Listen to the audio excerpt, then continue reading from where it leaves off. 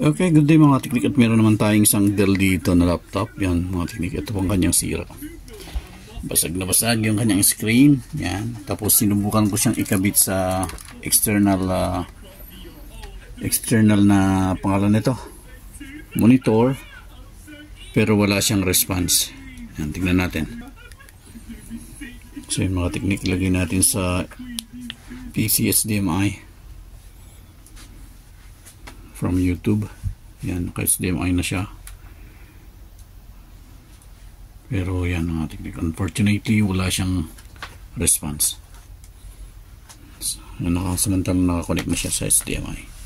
So yan ang isang problema niya pati. Pero unahin natin to mga teknik. Okay, tignan natin. Okay, so continuation doon sa ginagawa nating Dell mga teknik. So nangyari nga, naghanap tayo ng screen sa bilihan.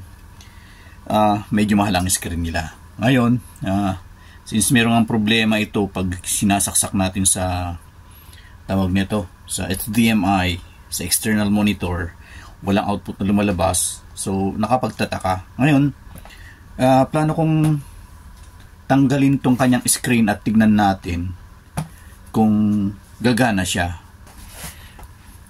So tuklapin lang natin dito sa kanyang taas mga teknik yan. No? Dali lang naman tuklapin to. Ayan.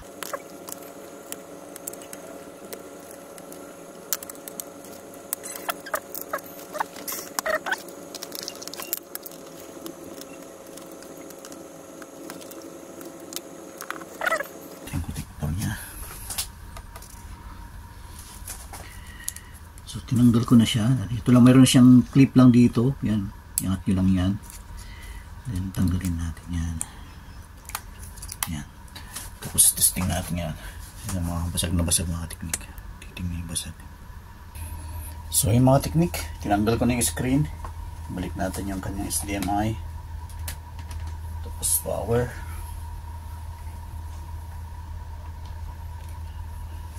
Power. Yan. Mayroon siyang indicator. Oops. Indicator. Yan. Indicator siya. Power on natin. Tingnan natin sa screen ngayon. Sa screen. Yun! Woo! Mga thanks God. Okay na siya. Ayan.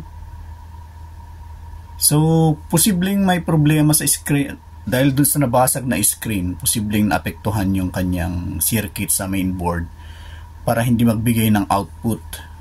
Oops, nagbiblink. Nagbiblink siya. Nagbiblink siya. Ayun, nagdulos lang.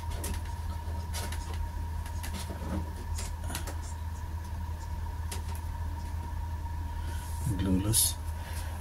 Palitan ko lang yung kanyang HDMI. Yan, gumamit ako ng ibang HDMI. Meron kasi ang isang HDMI dito na parang 2 meters lang yata to, or 1.5.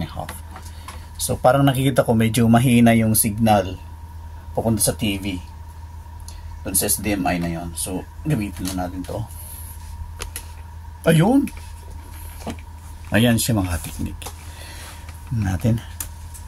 Yun. So, okay na po siya. So, mayroon siyang password. Hindi natin pwedeng pakialaman yan. Password nila yan. Dahil dito sa screen na to or LCD na to, may problema sa pinaka loob niya, circuit niya, naapektuhan yung pinaka mainboard. So, yun ang nakikita kong dahilan. So, hanggang dito lang tayo. Ibabalik ko tong screen niya, pero huwag na lang nating i-connect itong kanyang connector. Ibalik ko na lang na ganon para kung meron silang budget sa kabibilhan, kasi urgent kailangan nilang gamitin. So i-finalize po natin mga teknik. Balik ko lang yung kanyang connector.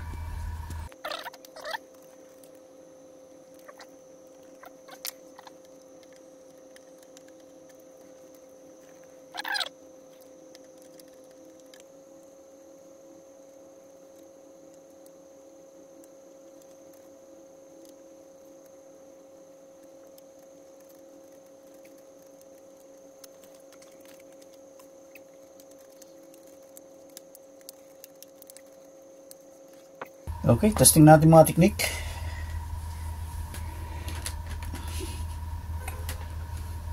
Okay. So makita nyo, wala na tayong display sa screen. Then, yan natin dito. Yan, may ilaw siya. Yun. Okay. So, sana tuloy-tuloy na yan.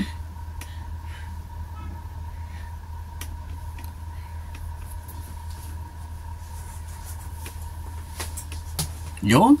So, thanks God. Thank you Lord. At, yan.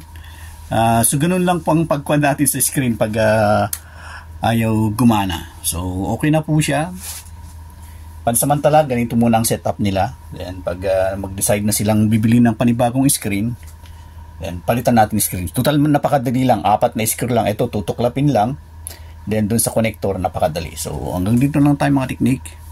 Maraming salamat sa inyo. More power and God bless.